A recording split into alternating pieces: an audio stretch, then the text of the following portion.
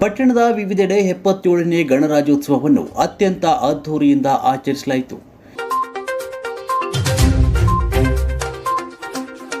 ದೈವದ ಕಟ್ಟೆಯ ಹತ್ತಿರ ಹಿರಿಯ ಮುಖಂಡರಾದ ವೀರನಗೌಡ ಪಾಟೀಲ್ ಧ್ವಜಾರೋಹಣ ಮಾಡಿದರೆ, ಪುರಸಭೆಯಲ್ಲಿ ನಗರದ ಪ್ರಥಮ ಪ್ರಜೆ ಸುರೇಶ್ ಹರಸೂರು ನ್ಯಾಯಾಲಯದಲ್ಲಿ ನ್ಯಾಯಾಧೀಶೆ ಶ್ರೀಮತಿ ಸರಸ್ವತಿ ಗಾಂಧಿ ಸರ್ಕಲ್ನಲ್ಲಿ ಪುರಸಭೆಯ ಉಪಾಧ್ಯಕ್ಷೆ ಶ್ರೀಮತಿ ಗೀತಮ್ಮ ಶಿವರಾಜಿರವರು, ಆರಕ್ಷಕ ಠಾಣೆಯಲ್ಲಿ ಸರ್ಕಲ್ ರಾಮಪ್ಪ ಜಲಗೇರಿ ಮತ್ತು ಆರಕ್ಷಕ ಉಪನಿರೀಕ್ಷಕರಾದ ರಂಗಯ್ಯ ಕೇರವರು ಧ್ವಜಾರೋಹಣ ಮಾಡಿದರು.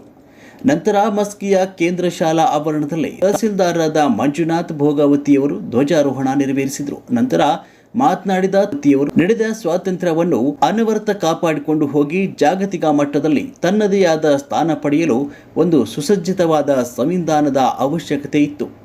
ಆಗ ಸಂವಿಧಾನ ರಚನಾ ಸಮಿತಿಯ ಸದಸ್ಯರು ಡಾಕ್ಟರ್ ಬಿ.ಆರ್. ಅಂಬೇಡ್ಕರರ ಮುಂದಾಳತ್ವದಲ್ಲಿ ಸಕಲರಿಗೂ ಸಮಾನತೆಯನ್ನು ನೀಡುವ ಸಂವಿಧಾನ ರಚನೆಯಾಗಿ ಈ ದಿನದಂದು ಜಾರಿಗೆ ತರಲಾಗಿದೆ ಅಂತ ಹೇಳಿದರು. ಶಾಸಕ ಆರ್. ಬಸನಗೌಡ ತುರ್ವೆಹಾಳ್ ಮಾತನಾಡಿ, ನಾವೆಲ್ಲರೂ ಸ್ವತಂತ್ರವಾಗಿ ಸ್ವಾಭಿಮಾನದಿಂದ ಬದುಕಲು ಈ ಸಂವಿಧಾನ ನಮಗೆಲ್ಲ ಆಧಾರವಾಗಿದೆ. ಇದು ಪ್ರಪಂಚದಲ್ಲಿಯೇ ವಿಶೇಷವಾದ ಸಂವಿಧಾನವಾಗಿದೆ.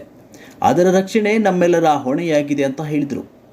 ವಿವಿಧ ಶಾಲಾ ಕಾಲೇಜುಗಳಿಂದ ಆಗಮಿಸಿದ ಮಕ್ಕಳಿಂದ ಸಾಂಸ್ಕೃತಿಕ ಕಾರ್ಯಕ್ರಮ ನಡೆಯಿತು.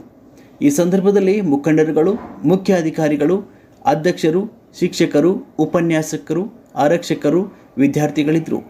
ವರದಿ ಎಸ್. ನಜೀರ್, ಪ್ರಜಾಪ್ರತಿಧ್ವನಿ ಕನ್ನಡ ಸುದ್ದಿವಾಹಿನಿ, ರಾಯಚೂರು.